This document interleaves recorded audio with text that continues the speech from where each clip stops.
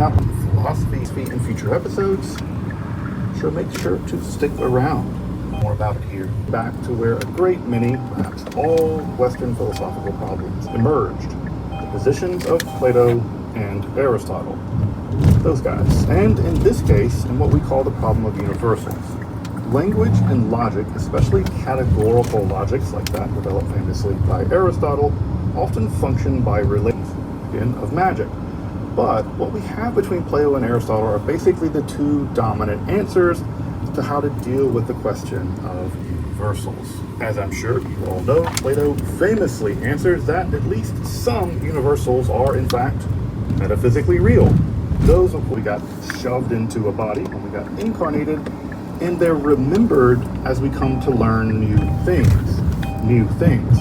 Thus, you actually don't learn geometry, but your soul remembers it just as general categories in a perfect eternal realm of being. We live in the realm of become, have their own independent existence, and those categories are in fact real entities, just as real as you or I.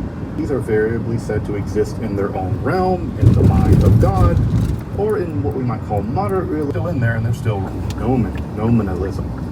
Categories universal, Aristotle and Plato were intrinsic metaphysical bearing on either the particulars or to be arbitrary.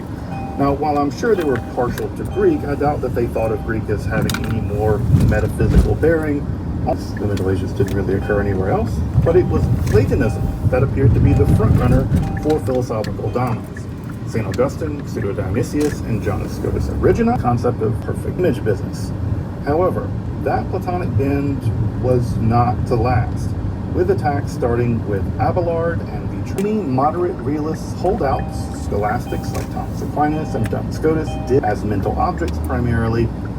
William of Ockham, famed for his razor that hint, history is a strange thing this way. Henry of Ockham would lead a full frontal assault on the last vestiges of realism, with nominalism or terminism flowering after the mid-14th century. Intellectual hegemony isn't exactly the most copacetic environment. Trivial